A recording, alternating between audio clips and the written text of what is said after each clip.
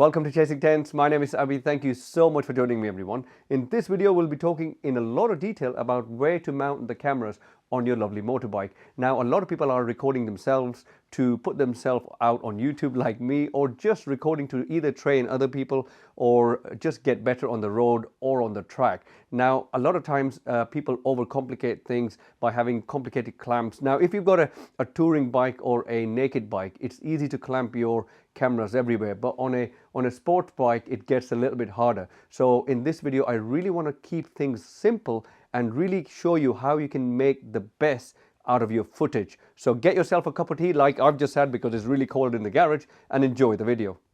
Now, very quickly, a bit of a mindset thing, just like I do in all my videos. I want to tell you 5 commandments which you should and shouldn't do if you are going to be mounting cameras on your bike. Number 1, don't let the camera be a distraction for you. So don't keep fiddling with the positioning of the camera. It just cuts the fun out of things. Number 2, try not to look at that red recording light on your camera, or whatever recording light of your camera is, because every time you think about if the camera is recording or not, that's just going to ruin the whole fun out of things in terms of normal riding on the road or at the racetrack.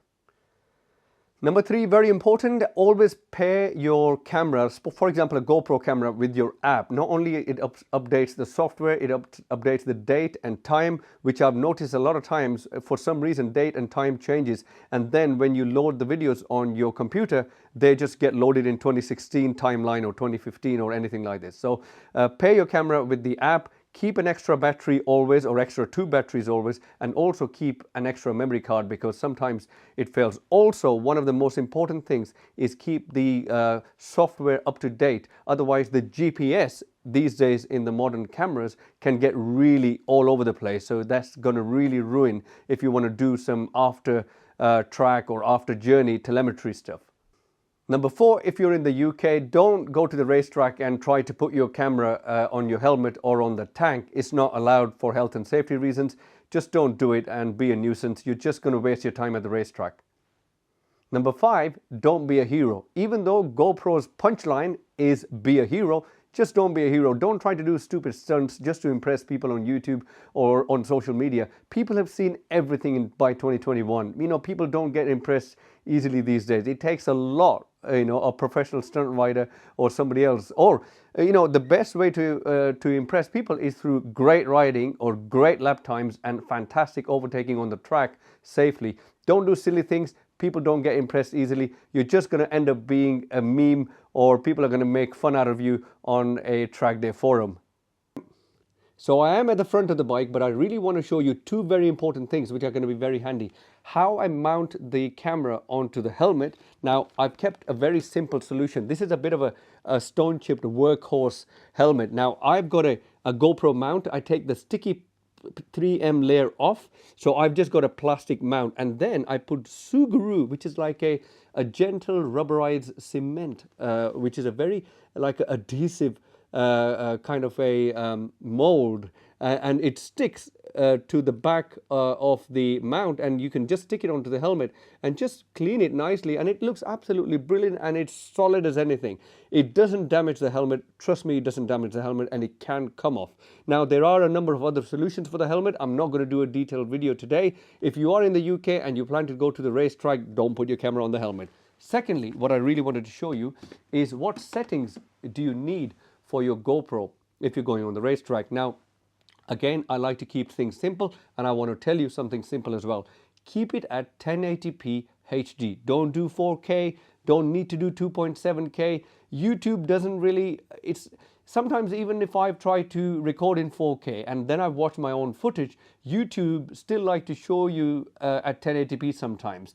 It also depends on your area, your broadband speed, all sorts. But keep it simple. It's gentle for your laptop or computer if you've got a normal laptop computer, and also doesn't take much space on your memory card. So 1080p HD, 60 frames per second, wide, super wide field, so super wide setting, and keep the settings on auto. Now, you can get a bit of glare from the sun or the screen and on the tank and all sorts of things. So what you need to do is have some sunglasses for your GoPro lens. These are called ND filters. This is £12 and it's dark. So you just put that on top of your lens. It just gets rid of all the glare. The sky looks nice, the track looks clear, you've got a lovely motion blur. So top tip, ND filter for your GoPro lens, rest everything on auto and you'll be good as gold. So let's make a proper start. We're going to start from the front of the mic and move along, and I'll show you where to put the camera for best video and where not to put it and what to look out for. Finally, let's start going through all the mounts, starting from the front. Now I'm going to get up, otherwise the camera will keep focusing on my face, and I don't want that because I want you to look at all the mounts in detail. So starting from the front, as I said, is your normal GoPro mount. So this is your normal GoPro mount. Now normally it has adhesive at the back. I've taken that layer off so I can just show you. You can mount that anywhere in the front, road or track. However, always beneficial to tether it. This is a tether. I hope the camera is focusing on the tether.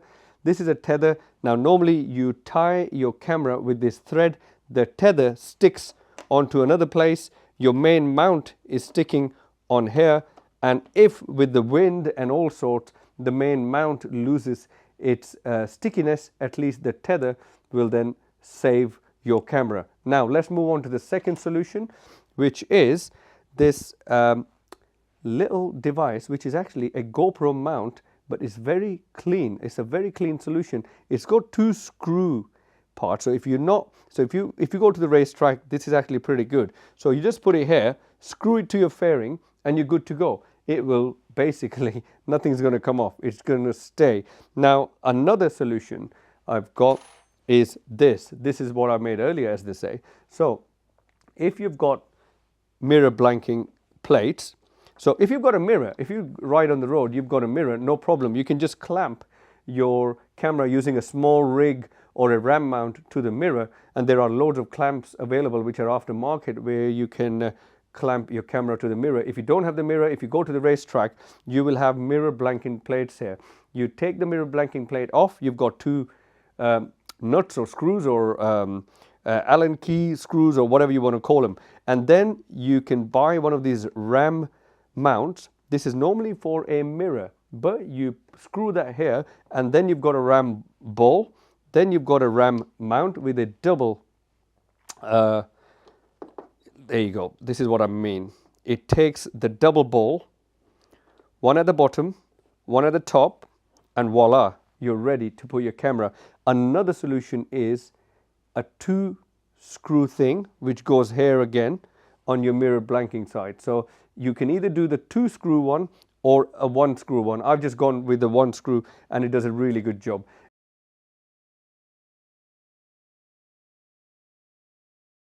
If you're going to have cameras, especially outside, I mean, what I've done is my Light Tech mirror blanker, I've taken that out and put a ram mount and screwed it in, and then I've got this, my 360-degree camera. I'm mounting that to the ram mount, and always buy original ram mount. Anyways, I wanted to show you, so your camera then, why am I showing you such a complicated arrangement? Because this is very flexible, because a little opening of the screw here with the ram mount, with this your camera can be mounted in all sorts of different positions. Now you can have a longer version of this, so you can come out a little bit more. You can have the camera facing towards you as well. And also, top tip is to use one of these foams, which are very cheap online, and this gives you a lot of protection from all that wind buffery noise. Top tip, this is really good, really cheap, really good solution, which goes on top of your GoPro, and it's just protects you from all that crazy wind noise, so you can hear your lovely bike sound a bit more. A lot of people use side views a lot. Now I don't understand this, because I think you miss a lot of the footage if you only got the camera on the side, because you only get the footage from one side. However, like I said, I like to keep things simple in this video, so the best place to mount your camera will be on your crash bobbin. So you can either use a small rig clamp or any aftermarket clamp and clamp it there very securely, or if you've got like an Aero RNG bobbin like mine, you can put a GoPro sticky mount with a tether, or just lock wire it. However, don't be an imbecile and don't do something which I've actually seen people do in some Euro track days, is use a GoPro suction mount single or a ram mount suction mount is absolutely pointless. I don't even care if you've got double suction mounts, because it is an absolute monstrosity. If this comes off on the racetrack or on the road, you're going to look like an absolute idiot. Your camera is going to be broken. Someone at the back could slip.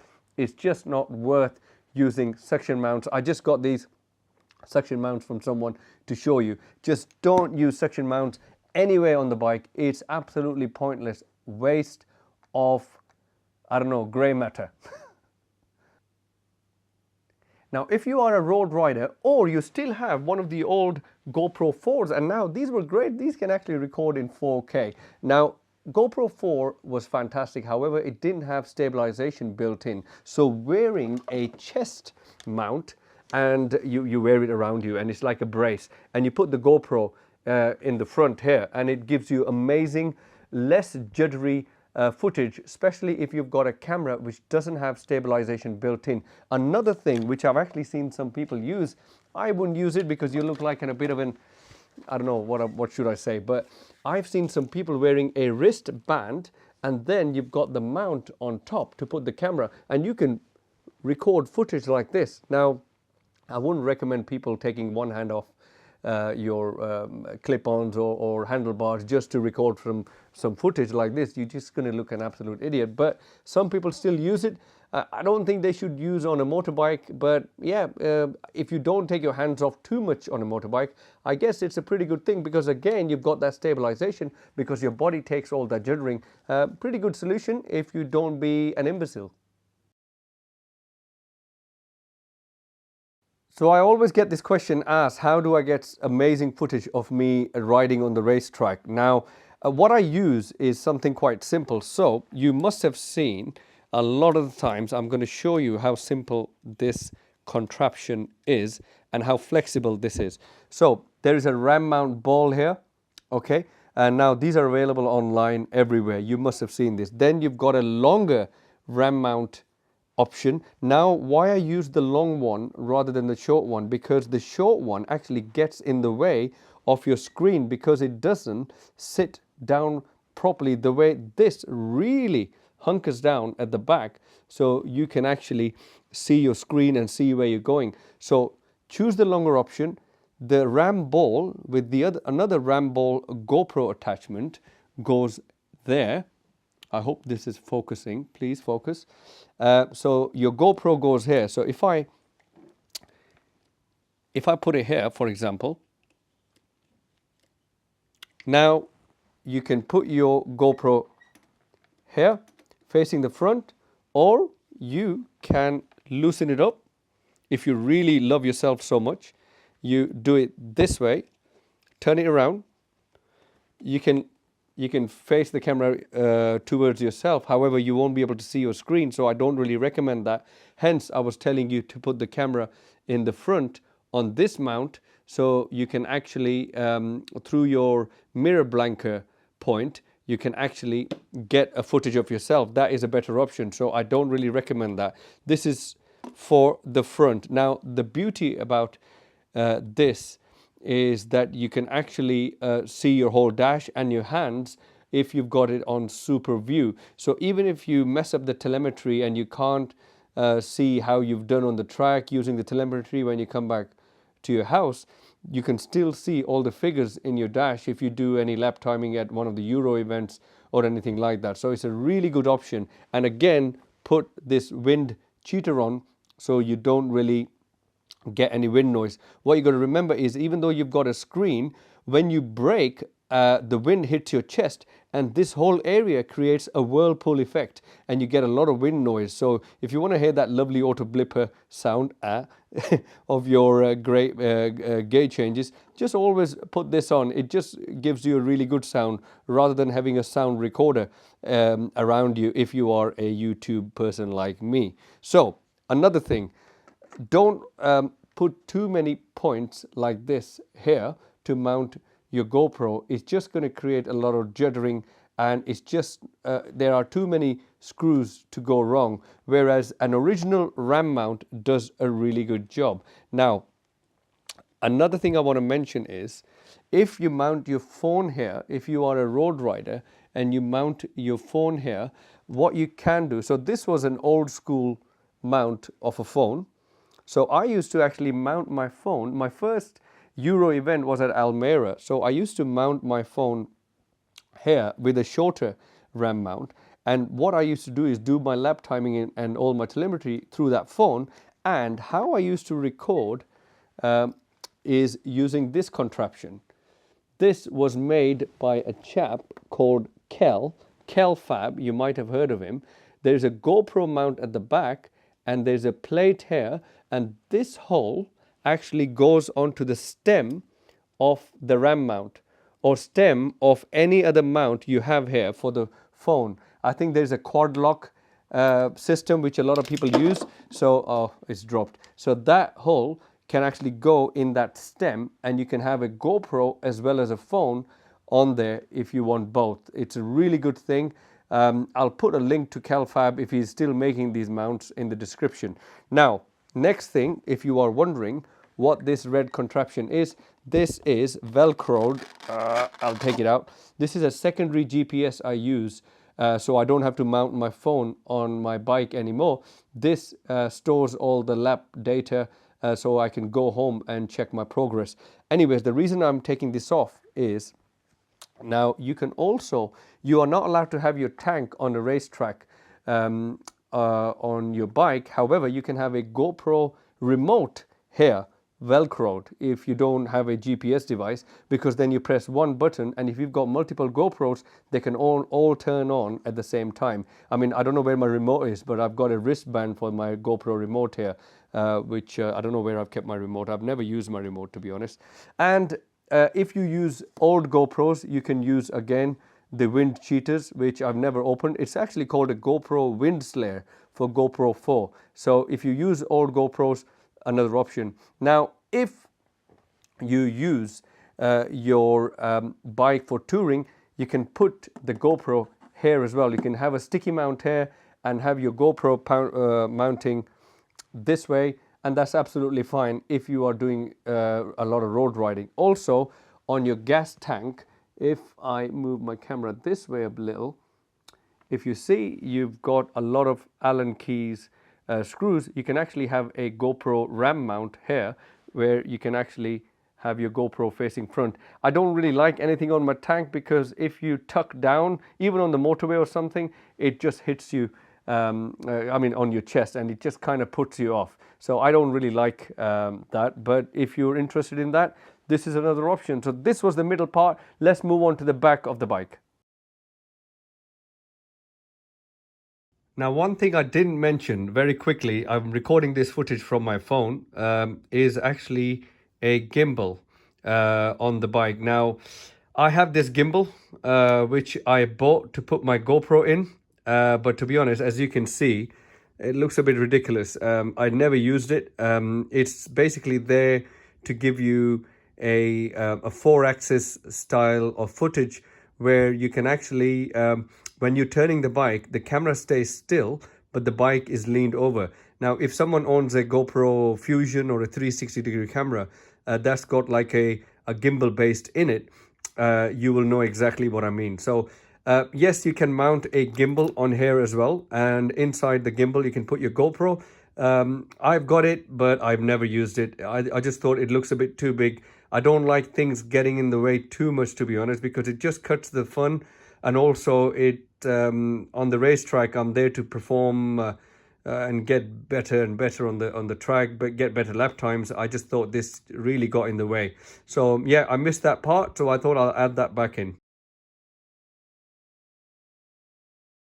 Now, I have a lot of solutions to show you for the tail section. However, the foot peg section, if you've got foot pegs at the rear, just you can tie a GoPro with a clamp in the rear, very simple option. If you take your bike on the racetrack and you don't have that option, then you can have a plate like this made, or there are a lot of solutions online.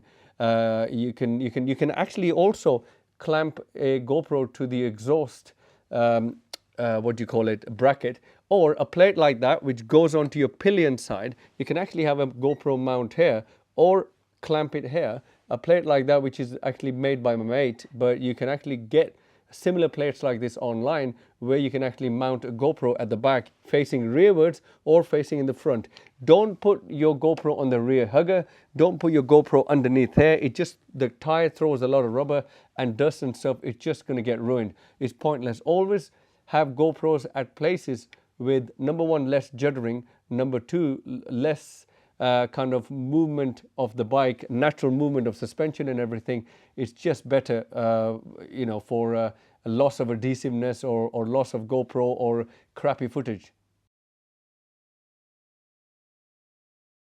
Okay, now we're at the back of the bike, and this is a very important position, and a lot of people put the camera here, but they put it very low, and that gets a bit boring after a while because you don't want to see your own bump for a very long time, and a lot of people don't want to see your bump for a very long time, or they're recording other people still at a very low position. Now, what you can do is, first things first, just even get rid of the adhesive mount with tethers. Have something which you can actually screw to the back of the tail of the bike. Now this I got from our lovely China, and it has 3 holes for you to screw it here. Ignore this white bit. This was just a Velcro for a Bluetooth GPS device from before. So I will mount it here. Now once I've mounted here, I can then use something sensible, which is a mount which is only a little bit long, okay, and it actually gives you, in a super view, a better position of your whole backside of your body. So you can actually use this for your road rides to see how you're turning the bike, or your track, how you're turning the bike. And it doesn't really look odd because this has a curve. It curves, so it actually doesn't stick out very much. So it's a really good thing to have.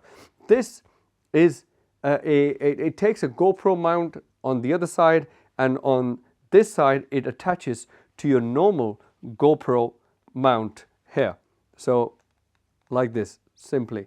Okay, or you can have a mini version of this, which is, mine is a bit broken because it was in a crash, which is a smaller version, and it's not a pretty bad too. Now also what you got to realize is these days with the modern GoPros, the stabilization keeps things really smooth, so don't worry about any flex. This doesn't really have any flex anyways.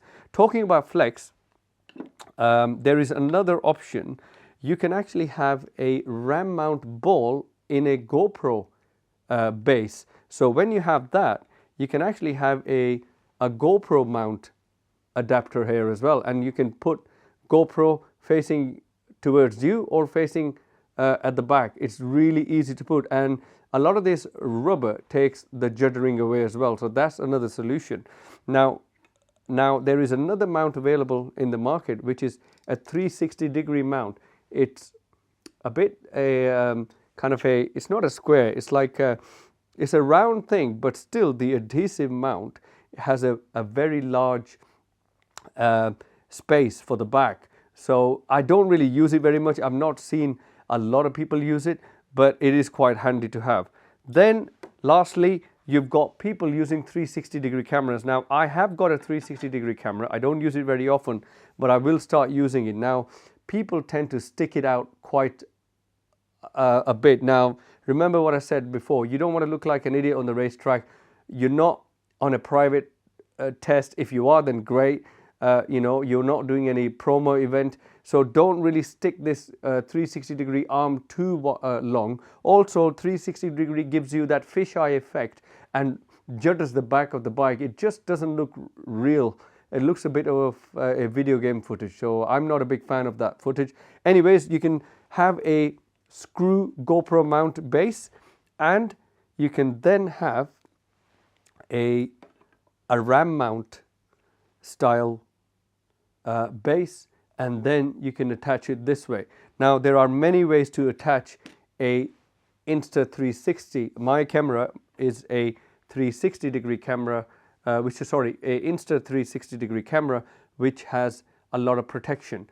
Now this removes the stick from the software, so you only see a bit of the mount and that's it.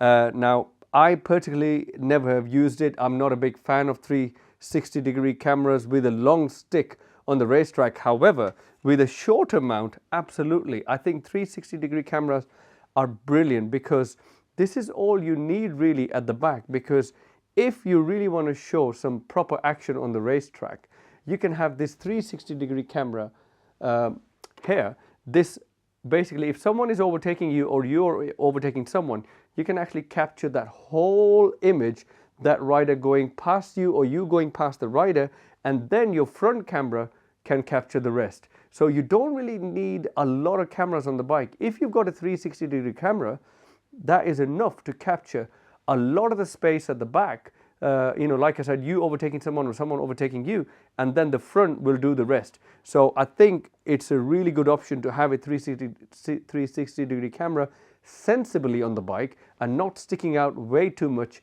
which looks really kind of shabby and also doesn't look very nice. And especially someone like me who puts content out there on YouTube, I don't want to be putting things on my bike which looks ridiculous. It just gives reason to other people to just say something silly about me, which is not nice. Anyways, so this was the summary of the back. Hope it made sense. I know it's a bit complicated. I tried to give you a lot of option, but like I said, if you want to keep things simple, have something like a screw mount, put that here.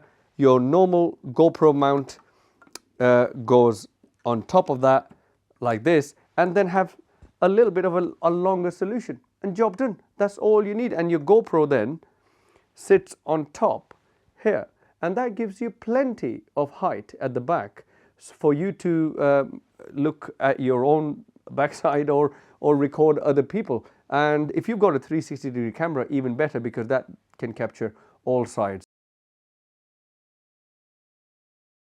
Okay guys, sorry if it was a bit too long, but I really wanted to show you a number of angles which are quite simple and you don't really need to do anything. Like I said before, you don't want to put cameras at tricky positions where you either lose your camera or get crappy footage. Now, what I really want to share with you is the best angle I like is the camera on your fork stem, super wide image, so it gets all your hand movements, it gets all your dash, your speed and everything else if you've got lap times and stuff like that, and a camera at the back, maybe a 360 capturing everything.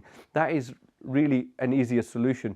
If you are a trainer, if you want multiple cameras around the bike, fantastic. Some facing you, some facing the front, some facing your student at the back, that's absolutely fine. But try to keep things simple. And also, if you're going to put yourself out there on YouTube or on social media, don't have way too many angles. What people want to really see is where you're going, how well you're riding.